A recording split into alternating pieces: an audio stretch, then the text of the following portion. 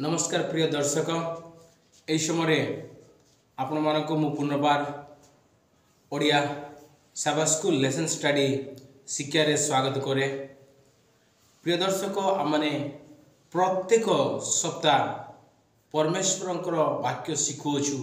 आशा करे आपण आशीर्वाद प्राप्त होथिबे, कारण जौन लिखित सुसमाचार पुस्तक मध्य जीशुंकर महत्व विषय, जीशुंकर अवतार, जीशुंकर आशीर्वाद एवं जीशुंकर परित्राण विषय अनेक परिस्थिति रे वर्णना करिसेंती। आज अध्ययन निमंते मध्य आमने देखिबा जहाँकि दशम लेसन एवं आमनकर टॉपिक सही मार्ग, से सत्य एवं सही जीवन। प्रिय दर्शक आमनक पई आज से पदस्थली अछि जौन 1 अध्याय तार 18 पद, केही केबे ईश्वर को देखि नाही, पितांको कोलसित अद्वितीय पुत्र ताहांको प्रकाश कले। प्रिय दर्शक ये आम देखा पाऊछु केही मध्य परमेश्वर को देखि नाहांती, मात्र जीशुख्रीष्ट द्वारा समग्र पृथ्वी को पिता को प्रकाशित करुअछंती। जीशुख्रीष्ट एक्टिव एजेंट जे कि पितांकर गोटे रिप्रेजेंटेटिव भाव में कार्य करुछंती। प्रिय दर्शक आसतु आमने अल्प समय परमेश्वर वाक्य शिखा पूर्वे आम छोट प्रार्थना करिबा। सैन्याधिपति पिता परमेश्वर ईश्वर प्रभु धन्यवाद दउछु। प्रेमय स्वर्गीय बापा, आम दिनहीन पापी अयोग्य मनुष्य दूली मात्र। हे प्रिय पिता ईश्वर प्रभु, विशेष करिकी आमन को आउ थे जौन लिखित सुसमाचार साबा स्कूल लेसन स्टडी प्रभु आमन को दशम अध्याय प्रभु देखा देवछ। प्रिय प्रभु, दर्शक मान को आशीर्वाद कर, जे मैंने शुणुंट एवं आपको शुणे प्रभु से मन को सहमति है बोली छोट प्रार्थना जीशु के नाम मागुची, आमेन। प्रिय दर्शक, चारिटी भाव में विभक्त करा जाय अछि। एटी आमे देखिया पाउछु प्रथम सत्य घटना, जहाँ जहन 1 अध्याय 1 रु 18 पदरे सत्य घटना विषय लिखा अछि। तापर आमे द्वितीय विषय देखुछु जहाँकि जहन 1 अध्याय 19 पद रु 12 अध्याय 50 पर्यंत चिन्ह गुड़िकर पुस्तक बोली कहा जाए, जहाँकि प्रत्येक चिन्ह और प्रत्येक आश्चर्य कर्म विषय लिखा अछि। जहन 13 अध्याय 1 पद रु 20 अध्याय 31 पर्यंत जहाँकि गौरवर पुस्तक बोली कहा जाए। एवं शेष में आम देखा पाऊछु जहन 21 अध्याय 1 रु 25 पद पर्यंत जहाँकि सार कथा बोली कहा जाए, शेष विषय ता मैंने देखा पाऊछु। प्रिय दर्शक, आपने जो पढ़ुंट जहन पुस्तक ए सब विषय को आम टे अल्प ध्यान देवा, कारण परमेश्वर अनेक विषय जहाँकि जीशु द्वारा आम को वर्णना करुअछंती। आपण माने जदि देखिबे बहुत सुंदर भाव लिखा अछि, आमे जे अछु से अछु बोलिकी आमने बाइबल रु शिखा पाउथिलु। गत सप्ताह आमने देखिया पाउथिलु जीशुंकर परिचय। प्रिय दर्शक, आमे देखिया पाउछु जीशुख्रीष्ट जहन अध्याय रे आमे देखिया पाउछु जीशुख्रीष्ट को जीवंत रोटी बोलिकी कहा जाउ अछि। से कहंती मु जीवंत रोटी अटे, जहाँ जहन 6 अध्याय तार 35 पद रे लिखा अछि। आमे देखिया पाउछु जीशुख्रीष्ट जेतबेले अनेक लोक मानकु से रोटी खुएले, तापर निजको साबित कले कि से रोटी अटंती। प्रिय दर्शक, से प्रकार आम देखा पाऊछु जहाँकि जहन 6 अध्याय तार 41 पद रे लिखा अछि, से ही रोटी जहाँ स्वर्गरु ओले आसीथिला। आपण माने देखा पाउथिबे मोसेको समय रे इस्राएलाइट लोक मानकु स्वर्गरु से मानकु माना जगाई देउथिले, से विषय लिखा अछि। आपण माने जदि देखिबे जहन 6 अध्याय तार 48 रे लिखा अछि, मु से जीवंत रोटी अटे। प्रिय दर्शक, अनेक पदस्थली आम देखा पाऊछु जीशुख्रीष्ट कहती मु से रोटी जे कि स्वर्ग ओलाई आसी, मु से जीवंत रोटी अटे। प्रिय दर्शक, आम जदि देखा जहन 6 अध्याय तार 51 पद लिखा अछि कि मु जगतर ज्योति अटे बा आलु अटे। एवं ये आम देखा पाऊछु जहन 8 अध्याय तार 12 पद लिखा अछि, मु जगतर आलोक, जी मते अनुसरण करे से अंधकार रे कौन बनाए चलिब नाही, किंतु जीवन रे आलोक ପାଇବ।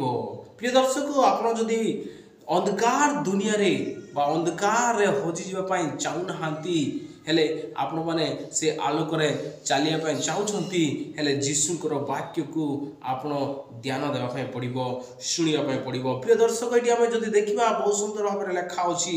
ଜହନ 10 ଅଧ୍ୟାୟ ତାର 7 ପଦରେ ମଧ୍ୟ ଲେଖାନ୍ତି କି ଏଠି ଲେଖା ଅଛି କି ମୁଁ ମେଷ ପାଇଁ ଦ୍ୱାର ଅଟେ।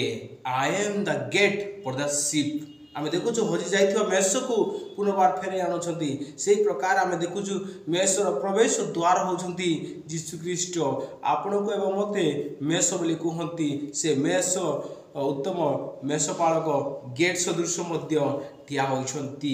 ପ୍ରିୟ ଦର୍ଶକ, ଏଠି ଆମେ ଦେଖିବା ପାଇଁ ପାଉଛୁ ଜହନ 9 ଅଧ୍ୟାୟ ତାର 5 ପଦରେ ଲେଖା ଅଛି, ମୁଁ ଯେ ପ୍ରବନ୍ତ ପୃଥିବୀରେ ଅଛି ଓ ମୁଁ ଜଗତର ଜ୍ୟୋତି ଅଟେ। ଜହନ 10 ଅଧ୍ୟାୟ ତାର 11 ପଦରେ ଲେଖା ଅଛି, ମୁଁ ସେ ଉତ୍ତମ ମେଷପାଳକ, ଯେଉଁ ମେଷପାଳକ କି ତାଙ୍କ ମେଷ ପାଇଁ ଜୀବନ ଦିଏ। ଆପଣଙ୍କୁ ଏବଂ ମୋତେ ଉଦ୍ଧାର କରିବା ପାଇଁ ଯୀଶୁଖ୍ରୀଷ୍ଟ ଜୀବନ ଦେଲେ। କେତେ କଷ୍ଟ ପାଇଛନ୍ତି। ଆମେ ପାପରେ ହଜି ଯାଇଥିବା ସମୟରେ ଆମକୁ ଖୋଜିବା ପାଇଁ ଆସିଲେ ଏବଂ ଆମକୁ ଖୋଜିବା ସମୟରେ ତାଙ୍କ ସମ୍ପୂର୍ଣ୍ଣ ଶରୀରରେ ଜାଗତିକ କଣ୍ଟା ଆଘାତ ଏବଂ ପ୍ରହାର ପାଇଥିଲା ଯୀଶୁଖ୍ରୀଷ୍ଟ। ଏଠି ଆମେ ଦେଖିବା ପାଇଁ ପାଉଛୁ ଲାଜର ଯେତେବେଳେ ମରିଯାଇଛନ୍ତି, ଯୀଶୁଖ୍ରୀଷ୍ଟ ସେଠି ଯାଆନ୍ତି ଏବଂ ଜହନ 11 ଅଧ୍ୟାୟ 25 ପଦରେ ଲେଖା ଅଛି, ମୁଁ ପୁନରୁତ୍ଥାନ ଏବଂ ଜୀବନ ଅଟେ। ମୋ ଠାରେ ଯେଉଁମାନେ ଅଛନ୍ତି ସେମାନେ କେବେ ମରିବେ ନାହିଁ, ଯଦିଓ ମରନ୍ତି ସେମାନେ ପୁନର୍ବାର ଉଠିବେ। ଏହା ହେଉଛି ଯୀଶୁଖ୍ରୀଷ୍ଟଙ୍କର ପ୍ରତିଜ୍ଞା। ପ୍ରିୟ ଶ୍ରୋତା, ଏଠି ଆମେ ଦେଖିବା ପାଇଁ ପାଉଛୁ କି ଯୀଶୁଖ୍ରୀଷ୍ଟ କହନ୍ତି ଜହନ 14 ଅଧ୍ୟାୟ ତାର 6 ପଦରେ ପୁନର୍ବାର ଆମେ ଦେଖିବା ପାଇଁ ପାଉଥିଲୁ, ମୁଁ ସେହି ପଥ ସତ୍ୟ ଏବଂ ଜୀବନ ଅଟେ। ପ୍ରିୟ ଦର୍ଶକ, ଏଠି ବହୁତ ସୁନ୍ଦର ଭାବରେ ଆମମାନଙ୍କୁ ଲେଖା ଅଛି। ଏଠି ଆମେ ଦେଖୁଛୁ ଜହନ 15 ଅଧ୍ୟାୟ 1 ପଦ ଏବଂ 15 ଅଧ୍ୟାୟ ତାର 5 ପଦରେ ଲେଖା ଅଛି, ଯୀଶୁଖ୍ରୀଷ୍ଟ କହନ୍ତି ମୁଁ ପ୍ରକୃତ ଦ୍ରାକ୍ଷାଲତା ବା ପ୍ରକୃତ ଦ୍ରାକ୍ଷାଲତା। ଯେଉଁ ଦ୍ରାକ୍ଷାଲତାରେ ତମେ ଯଦି କନେକ୍ଟ ହେଇକି ଥିବ ତାହେଲେ ପ୍ରଚୁର ଫଳ ଫଳିବ। କାରଣ 15 ଅଧ୍ୟାୟ ତାର 5 ପଦରେ ଲେଖା ଅଛି, ମୋ ବିନା ତମେ କିଛି କରିପାରିବ ନାହିଁ। ସଣ୍ଡେ ଲେସନ୍ ଯଦି ଦେଖିବା ଏଠି ଲେଖା ଅଛି, ମୁଁ ତୁମକୁ ଏକ ଉଦାହରଣ ଦେଇଅଛି। ଯୀଶୁଖ୍ରୀଷ୍ଟ ଆମମାନଙ୍କୁ ବାଇବଲରେ ଗୋଟେ ଉଦାହରଣ ଦେଇଅଛନ୍ତି। କେଉଁ ଉଦାହରଣ ଆପଣମାନେ କହିପାରିବେ? କେଉଁ ଉଦାହରଣ ଦେଇଅଛନ୍ତି?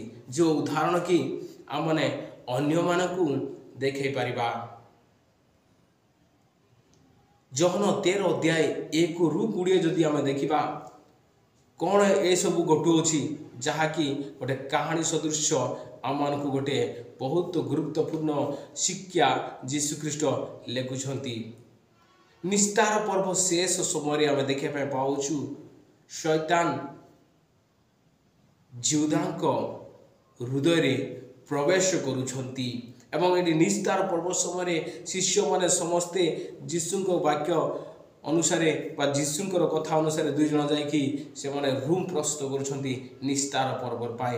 ଏଠି ଆମେ ଦେଖିବା ପାଉଛୁ ଶୈତାନ ଜିହୁଦାଙ୍କ ହୃଦୟରେ, ଜିହୁଦାଙ୍କ ମନରେ ପ୍ରବେଶ କରୁଛନ୍ତି ଏବଂ ଏଠି ସମ୍ପୂର୍ଣ୍ଣ ଭାବରେ ଏଠି ଦେଖିବା ପାଇଁ ପାଉଛୁ ଯୀଶୁଖ୍ରୀଷ୍ଟ ନିସ୍ତାର ପର୍ବ ସମୟରେ ବା ଶେଷ ପ୍ରଭୁ ଭୋଜରେ ତାଙ୍କର ଶିଷ୍ୟମାନଙ୍କର ସମସ୍ତଙ୍କର ପାଦ ଧୋଇ ଦେଉଅଛନ୍ତି। ଯେତେବେଳେ ପିତରଙ୍କ ପାଖକୁ ଯାଉଛନ୍ତି, ପିତର କହୁଛନ୍ତି, ହେ ଗୁରୁ, ତମେ ମୋ ପାଦକୁ ଧୋଇ ପାରିବ ନାହିଁ, ମୁଁ ଜଣେ ପାପୀ ଅଟେ। ଯୀଶୁଖ୍ରୀଷ୍ଟ କହୁଛନ୍ତି ତାଙ୍କୁ, ଯେ ପର୍ଯ୍ୟନ୍ତ ମୁଁ ତମ ପାଦକୁ ଧୋଇଦେବି ନାହିଁ ସେ ପର୍ଯ୍ୟନ୍ତ ତମେ ମୋର କୌଣସି ଅଂଶୀ ହେଇପାରିବ ନାହିଁ ବା ମୋ ମିନିଷ୍ଟ୍ରିରେ ତମେ ଅଂଶୀ ହେଇପାରିବ ନାହିଁ। ପିତର କହୁଛନ୍ତି, ଯଦି ସେଇ ପ୍ରକାର ଯଦି ହୁଏ ତାହେଲେ ମୋତେ ସମ୍ପୂର୍ଣ୍ଣ ଶରୀର ଗାଧେଇ ଦିଅନ୍ତୁ। এই କାହାଣୀରେ ଆପଣମାନେ ଦେଖିବା ପାଇଁ ପାଇବେ ଯୀଶୁଖ୍ରୀଷ୍ଟ କହୁଛନ୍ତି, ଯେ ଥରେ ଗାଧେଇଛି ସେ ଆଉ ଗାଧେଇବା ଆବଶ୍ୟକ ନାହିଁ, ମାତ୍ର କେବଳ ପାଦ ପ୍ରକ୍ଷାଳନ କରିବ। ଗାଧେଇବା ଅର୍ଥାତ୍ କି ବାପ୍ଟିଜମ୍ ଯେ ନେଇଛି ପିତା ପୁତ୍ର ଏବଂ ପବିତ୍ର ଆତ୍ମାଙ୍କ ନାମରେ ସେ ଆଉ କ'ଣ କରିବ ନାହିଁ, ଆଉ ବାପ୍ଟିଜମ୍ ନେବାର ଆବଶ୍ୟକ ନାହିଁ। କେବଳ ପାଦ କେବଳ ଏକକାରଙ୍କ ପାଇଁ ଧୋଇବା ପାଇଁ କୁହାଅଛି, ଯାହାକି ମୁଁ ତୁମକୁ ଏକ୍ଜାମ୍ପଲ୍ କରିଅଛି, ମୁଁ ତୁମକୁ କ'ଣ କରିଛି, ଧୋଇ ଦେଇଅଛି।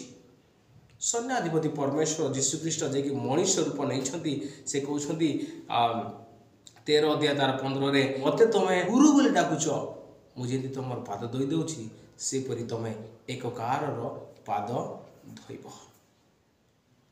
केते नंबर विषय लिखा अछि आपण माने जेतले प्रभु भोज पालन करूछंती आपनक चर्च रे से समय जा सहित झगड़ा होइछंती जा सहित आपनकर कली हेछि जा सहित आपनकर कोनोसी डिस्टर्बेंस हेछि मानसिक भाव रे शारीरिक भाव रे जागतिक भाव रे से व्यक्ति को सहित कोन करंतु आपन प्रिपरेशन हेबा पूर्वरु आमे देखा पाउछु सप्ताहटी बा 2 सप्ताहटी थाई प्रिपेयर करिकि आमे से व्यक्ति को पाप क्षमा मागे कि ता गड़ को मध्य आमे दया पय पड़िबो कारण एटी जीसस ख्रीष्ट नीचे मानकु एग्जांपल देइछंती। अब आपण मन जदि देखिबे 13 अध्याय तार 13 पदरे संपूर्ण भाव रे जीसस ख्रीष्ट कोन करूछंती से बसुछंती एवं से मानकर सेवा करूछंती। जहन 13 अध्याय 4 एवं 5 रे लिखा होछि यह जानि से भोजन आसन उठी आपना रो वायु वस्त्र काढ़ी दे गोटे गामुचा केनी आपनार कोटी बंधन कले तत्पर से पात्र रे जल डाली आपना शिष्य मानक पाद धोई देले आपना कोटी रे बंधन करिबा होइथिबा गामुचा रे पचिबाकू लागिले। प्रभु समय आमने एक कार को पाद दई थाउ एवं कौन कर थाउ गड़ मध्य बची थाउ से प्रैक्टिस जीसु ख्रीष्टंकर आम मान को देइछंती। समटाइम्स आमे से प्रैक्टिस करि थाउछु मात्र माइंड रे शैतान अछि जो माइंड की आम मान को कौन करे अन्य को क्षमा देबा पई बहुत कष्ट लागे। I will forgive you but not forget you बोली आमे कहि थाउ। प्रिय दर्शक आसंतु आमने सोमवार दिन लेसन जीवा जो लेसन की बहुत सुंदर भाव लिखा अछि मु निश्चय आउ आसीबी जीसस ख्रीष्ट आउ निश्चय आपण को एवं मते नेबा पय आसीबे कारण ए जगत आम मानकर नुहे। जहन 14 अध्याय 1 रु 3 जदि आमे देखिबा लिखा अछि तो मानकर मन उद्विग्न न हो कारण आम माने शारीरिक मानसिक जागतिक आर्थिक रे प्रभु आम माने कोन जाउछु चिंतार भार हो जाउछु। परमेश्वर कहछन तुम मानकर मन उद्विग्न न हो तमे मो ठारे विश्वास करो एवं परमेश्वर ठारे मध्ये विश्वास करो। मु जो स्थान को जाऊ अछि से स्थान रे अनेक वासस्थान अछि जदि न थांता मु तुमको कहि थांती मु पुनर्बार आसीबी प्रिपेयर करिकि सबु को प्रिपेयर करिकि आसीबी एवं मु जोठी अछि मु से ठारे तुमको नै जिबी। प्रिय दर्शक कौन सी व्यस्त हवा विषय नहीं ए जागतिक विषय दुख कष्ट निंदा ताड़ना अपमान अल्प दिन पाई इवेन मृत्यु मध्य अल्प दिन पाई जहाँ लाजरस को सही ता निश्चय उठे लिखा अच्छे। ये आम देखा पाचु जहन 13 अध्याय 33 पदरे शिष्य मैंने पचार से गुरु आपण कुआड़े जाउछंती विशेष करिकी 13 अध्याय 34 पदरे लिखा अछि सिमोन पीतर ताहाकु पचारिले प्रभु आपण केउटी जाउछंती यीशु उत्तर देले मु जेउटाकु जाउ अछि तुबे वर्तमान मोहर पछे पछे सेटाकु जाई पारो नाही किंतु पोरे जीवो। केते बढ़िया विषय लिखा अछि कि एबे तुमे जीवो नाही स्वर्ग को मात्र पोरे जीवो। अनेक समय माने कहि थाउ जदि आमे क्रिश्चियन होछु विश्वासी होछु मरि गला पर अनेक लोक माने विश्वास करंती डायरेक्ट स्वर्ग को आमे जीवा नाही शक्ति नाही। अनेक दास दासी माने कहंती अनेक लोक माने कहउछंती जे माने प्रचारक माने थिले विशेष करी किशोर दिगाल लोक माने कहउछंती कि से मरि गला परे सीधा स्वर्ग रे परमेश्वरंकर कळरे से चली गले। प्रिय दर्शक ये लिखा अच्छी मु जोठारे जाऊ अच्छी तो माने जाई परिबो नाही मात्र परे जीवो ताहा अछि द्वितीय आगमन समय आमनकर निज कार्य अनुसार परीक्षित करा जिवो एवं आमन जांच करा जिवो तापर आमन को स्वर्ग रे निया जिवो। प्रिय दर्शक ये बहुत सुंदर भाव लिखा अछि पितर संपूर्ण भाव में तांको जीवन को मध्य देवा पाई चाहउछंती जांको जीवन को बाजी लगाय पाई चाहउछंती कि से स्वर्ग राज्य पाइबा पाई पितरंकर जीवन एटी हम पितरंक विषय अनेक प्रेडिक्शन दिया है। पितर गोटे बहुत साहसी थिले एवं बहुत दृढ़ थिले जहाँकि आम नूतन नियम रे तांकर कहानी आम प्रेरित पुस्तक देखा पाउलु। पवित्र आत्मा कार्य पवित्र आत्मा पाइबा पूर्वे से संपूर्ण अलग जीवन यापन करुथिले। लिखा अच्छी मु जदि जाऊँगी मो पुनर्बार फेरी आसबि एवं तुमको मु नहीं जीवी मु सही पथ सत्य एवं जीवन।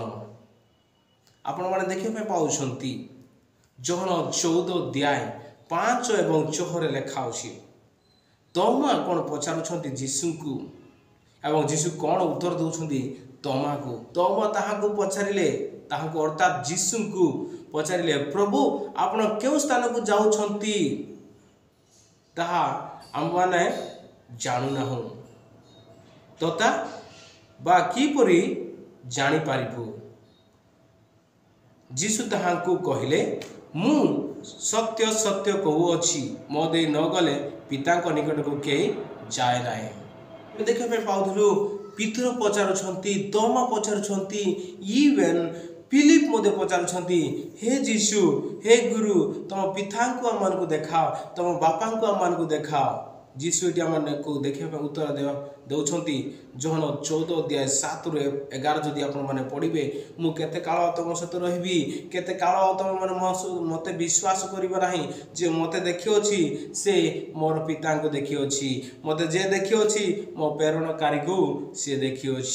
अनेक समय आम शिष्य मान परी आम डाउट कर आज हमको परमेश्वर शिक्षा देवाई चाहती आज परमेश्वर शारीरिक भाव में नहांती मात्र आम आत्मिक पुस्तक जहाँ पवित्र बाइबल आमको देती से पवित्र बाइबल आमको शिक्षा दिए एट्ले कहा बहुत सुंदर भाव में आपण मैंने से सन्देह करुवा लोक मैंने जे मैंने कि पुरातन नियम यात्रा पुस्तक 33 अध्याय 17 ରୁ 34 9 पर्यंत आम देखुचु संपूर्ण इस्राएल एते आश्चर्य कर्म पाइला पर जीशु को परमेश्वर को सन्देह ही करुले एट्ले खाऊँ जीशु ख्रीष्ट आम को कहती कि मु सत्य पथ एवं जीवन अटे जहाँकि आम निजे विश्वास करवा उचित मु से ही सत्य जहाँकि जहन 1 अध्याय 14 पदर आम देखुचु से वाक्य ही देहबंत होती जहन 1 अध्याय 17 पदर लिखा अच्छी कारण व्यवस्था मशा द्वारा प्रभावित है किंतु अनुग्रह और सत्यता जीशुख्रीष्ट द्वारा उपस्थित है आपण मोपाई जीशुख्रीष्ट कौन कर अनुग्रह कर जहन 8 अध्याय तार 32 पद लिखा है पुणी तुम माने सत्य ज्ञात हो से सत्य तुम मान को मुक्त कर आज से सत्य वाक्य आप पाई कि सत्य विश्वास करुँच कि सत्य परमेश्वर को पाई कि सत्य रास्तार आप चलुंट कि बाइबल पढ़तु टिके बाइबल को टिके अल्प समय दिंतु जो समय कि आपणकर जीवन को संपूर्ण परिवर्तन कर प्रिय दर्शक अनेक समय आम देखा पाऊँ एट्ले खाऊँ कि पिता निकटू मु आसी ओके एट्ले कहा पिता निकटू मु तुम निकट को जो साहाय्यकारी प्रेरण करी पिता ठारू निर्गत से ही सत्यमय आत्मा आसिले से मो विषय साक्ष्य देव पवित्र आत्मा मध्य जीशु विषय साक्ष्य देउछि पवित्र आत्मा मध्य जीशुकर समस्त कर्म को आश्चर्य विषय को आम को शिक्षा देउछि। प्रिय दर्शक ये आम देखा पाऊँ जहन 1 अध्याय 1 ରୁ 14 संपूर्ण भाव में जीशु को वाक्य सदृश परिणत कर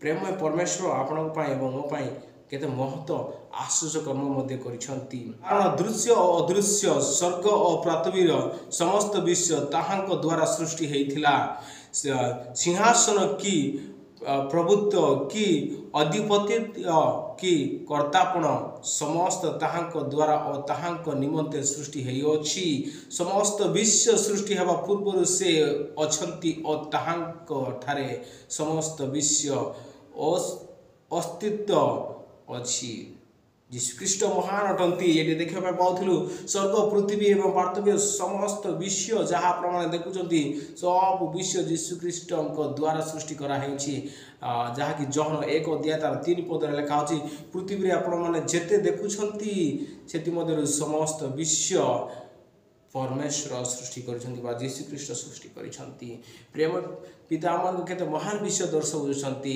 आमे देखा पाऊछु जड़े विश्वासी राइटर C.S. लुइस जे कि कहती क्रिश्चियन धर्म रे जहा कहिथिले मु क्रिश्चियन धर्म रे विश्वास करे जेहेतु मु विश्वास करे जे सूर्य उदय होउछि केवल मु एहा नुहे बरं एहार द्वारा मु अन्य समस्त जिनिस देखे अर्थात कि से आलु द्वारा मु समस्त विश्व को सृष्टि को देखि पारु अछि से आलु होचंती यीशु ख्रीष्ट से सृष्टि संपूर्ण जगत को जदि आमे देखिबार अछि हेले यीशु को व्यवहार करिकि देखिबार अछि यीशु को हम जीवन रे आसीबार उचित अंधकार जदि थिबा हेले समस्त को अंधकार देखा जिवो पाप रे जदि थिबा समस्त पापी परि लागिबे धार्मिक यीशु ख्रीष्ट थिबे बोले समस्त को धर्म कर्म आचरण माने आकर्षित करि परिबा गुरुवार दिन लेसन जदि देखिबा से वाक्य एवं से सत्य बा से सत्य वाक्य यदि आपण माने देखिबे जहन 5 अध्याय 38 रु 40 रे लिखा अछि पुणी ताहांक वाक्य तुमानक अंतर रे स्थान पाई नै कारण से जहा को प्रेरण कले ताहाकु तुमने विश्वास करू ना तुमने धर्मशास्त्र अनुसंधान करू अछ कारण सेतिरे अनंत जीवन प्राप्त होई अछ बोली मने करू अछ आ सेही धर्मशास्त्र मो विषय रे साक्ष्य देउ अछि किंतु तुमने जीवन प्राप्त हेबा निमंते मो निकट को आसीबा को इच्छा करूना प्रिय दर्शक एडी अनेक बहुत सुंदर विषय लेखा अछि बहुत सुंदर विषय हमर अनंत जीवन पाइबु बोली आशा करूछु मात्र हमने यीशु को निकट को जाउ नहु हमने पवित्र बाइबल पढुछु मात्र जो पवित्र बाइबल अनंत जीवन विषय कहे से पवित्र बाइबल को पढुछु मात्र यीशु को आह्वान को हमने कर्ण देउ नहु बा यीशु को निकट को हमने जाउ नहु प्रिय दर्शक एटी बहुत सुंदर भाव लिखा अछि मौसा जेमिति कि ऊर्ध्वरे रखिथिले एवं मौसाकर वाक्य को जेंति कि लोक माने विश्वास करुथिले से परि यीशुकर वाक्य को सहजरे विश्वास करू नथिले कारण यीशु ख्रीष्ट स्वर्गीय भाषा रे से कहउनथिले मात्र जागतिक भाषा मात्र स्वर्गीय सत्य विषय मौसांक परि से मध्य प्रकाश करुथिले लूक 1:70 रे लिखा अछि जाकि जिकरियो कहंती कि परमेश्वर तांको मुख द्वारा बा भविष्य वक्ता मानकर मुख द्वारा से कौन करिवे पृथ्वी को वाक्य देवे प्रिय दर्शक प्रेरित 1 अध्याय तार 16 पद रे मधे लिखा अछि पवित्र आत्मा संपूर्ण भाबरे तांको लोक मानकु कोन होछि अवतरण करू अछि जाकि मुख द्वारा दाऊदनको विषय मध्य लेखा अछि बाइबल गोटे एमती साधारण बही नुहे जहाँकि आम मैंने साधारण भाव में बुझा चेष्टा करवा यह कौनसी एक्सप्लेनेशन बा डीप एक्सप्लेनेशन बा हार्ड एक्सप्लेनेशन आमको कहे ना बहुत सहज जहाँकि आम मैंने बुझा पारि बाइबल को बुझापी हेले आम पवित्र आत्मार साहाय्य नेबार कारण आम द्वितीय पत्र 1 अध्याय तार 21 पद लेखा अछि कि पवित्र आत्मा लोक मानकु परिचालित करुथिले जेतबेले से माने बाइबल लिखुथिले प्रेममय परमेश्वर आज आमको पुनर्बार से जॉन पुस्तक शिक्षा देवा पय जाउछंती आपण माने पुनर्बार आसंता सप्ताह को 11तम लेसन को शिक्षा पर प्रार्थना करंतु बहुत सुंदर विषय परमेश्वर आमको कड़े नौछंती प्रेममय परमेश्वर आपनको एवं आपनको परिवार को आशीर्वाद करंतु आसंतु आमने छोट प्रार्थना करिबा एवं आज सभा स्कूल को एड रखिबा एवं परमेश्वर को आशीर्वाद नेबा प्रेममय स्वर्गीय बापा ईश्वर प्रभु धन्यवाद देउछु आपनकर गौरव प्रशंसा पूजा वंदना पाओ पिता परमेश्वर बापा ईश्वर प्रभु दिनहीन पापी अयोग्य मनुष्य दयाकरी प्रभु अनुग्रह कर ए प्रभु आमने साबास लेसन को आम सहित सहमति हेल शिक्षा देल से धन्यवाद दे प्रिय दर्शक मानू परिवार को आपण चंत्र समर्पित कर छोट प्रार्थना जीशु नाम मांगुछु आमेन।